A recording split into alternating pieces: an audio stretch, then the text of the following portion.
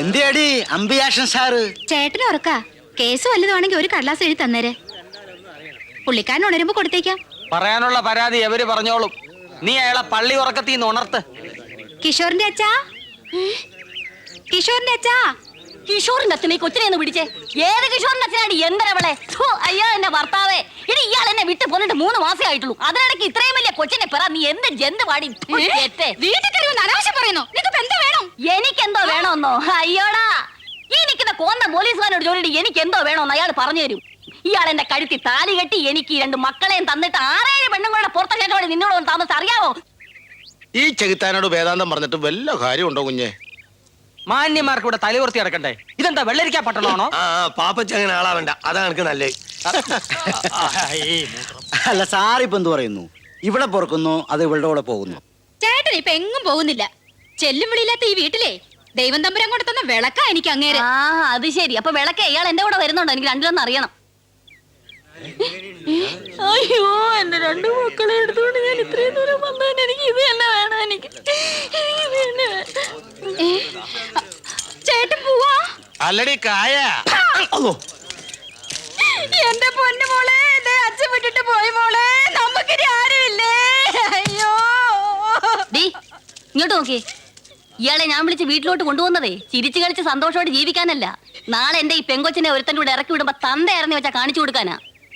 പിന്നെ നിന്റെ ഈ പെങ്കൊച്ചും പ്രായം തികഞ്ഞ് വരികല്ലേ. ഇങ്ങനെയുള്ള ആളൊരുത്തൻ്റെ കൂടെ ജീവിക്കുന്നതിൽ നല്ലത് നീ കൂലിപ്പണി ചെയ്ത് ഒറ്റയ്ക്ക് മക്കളെ വളർത്തി ജീവിക്കുന്ന. വാവുഞ്ഞ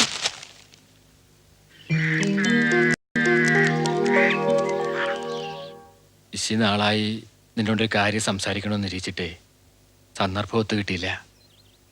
രാധയുടെ കാര്യ. ആ ചായപ്പീടിക്കാരൻ ശങ്കരൻ നായരെ കുറച്ചു നാൾ മുമ്പ് ഇക്കാര്യം ഒന്ന് സൂചിപ്പിച്ചിരുന്നു. അന്ന് ഞാൻ അത്ര കാര്യമാക്കിയില്ല. പിന്നെ അപ്പക്കുട്ടൻ നായരുടെ വായിൽ നിന്നും ചിലത് കേട്ടു, ശിവനെയും രാധയും ചേർത്ത്. ഇക്കാര്യത്തില് നിന്റെ അഭിപ്രായം എന്താ? അമ്മാമ, ഈ കാര്യം ശിവൻകുട്ടി സാറിനോട് ചോദിച്ചോ? ഞാൻ ചോദിച്ചില്ല.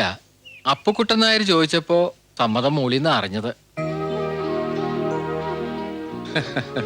ജാതിയും മതവും ഒന്നും ഇനിയുള്ള കാലത്ത് നോക്കിയിട്ട് കാര്യമില്ല കുട്ടിയെ. ശിവൻകുട്ടി സാറിന്റെ തറവാടിന്റെ സ്ഥിതി എന്താന്നാ കുട്ടി വിചാരിച്ചിരിക്കണേ?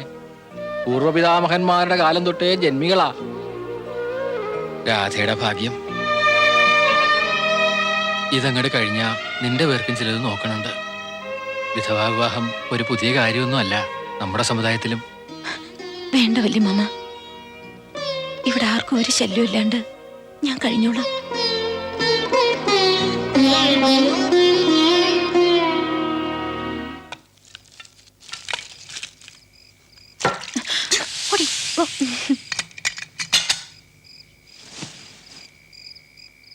അവിവേകാണ് പറയുന്നതെങ്കിൽ മാപ്പാക്കണം. ഉത്തരയും ഗിരിജയും അപ്പുക്കുട്ടൻ നായരും ഒക്കെ കൂടി പറഞ്ഞപ്പോൾ എനിക്കും അതങ്ങനെ അങ്ങോട്ട് തോന്നി. രാധയുടെ മംഗല്യക്കാരിയാ.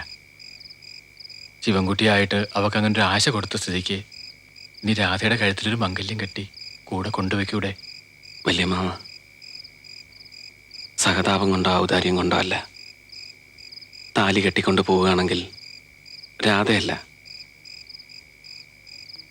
ഉത്തരെ.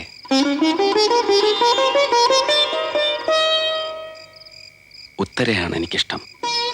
എന്നെ പരിഹസിക്കുക അല്ല, സത്യമാണ്. രാധയും ഗിരിജയും എനിക്കെൻ്റെ അനുജത്തിമാരെ പോലെയാണ്.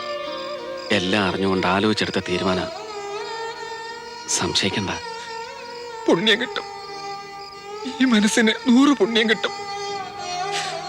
പക്ഷെ ശിവൻകുട്ടിയുടെ വീട്ടുകാരെ. ഉത്തരയുടെ പഴയ കാര്യങ്ങളൊന്നും തൽക്കാലം ഞാൻ പറയുന്നില്ല. എൻ്റെ വീട്ടിലുള്ളവർ വന്ന് കാണട്ടെ. സാവകാശത്തില് ഞാൻ എല്ലാവരെ പറഞ്ഞ് മനസ്സിലാക്കിക്കോളാം. വേണ്ട കുട്ടി, കളവ് പറഞ്ഞൊന്നും ഞങ്ങൾക്ക് വേണ്ട. ശീലിച്ചിട്ടില്ല, അതുകൊണ്ടാ. ഇല്ലത്തുള്ള ഒരു കളവ് പറയണ്ട. എല്ലാം ഞാൻ ശരിയായിക്കോളാം. ഇതാരും അറിയണ്ട. വെച്ച് നീട്ടിട്ട് ഇനിയും പിൻവലിച്ച എന്റെ കുട്ടിക്ക് സഹിക്കാൻ പറ്റില്ല.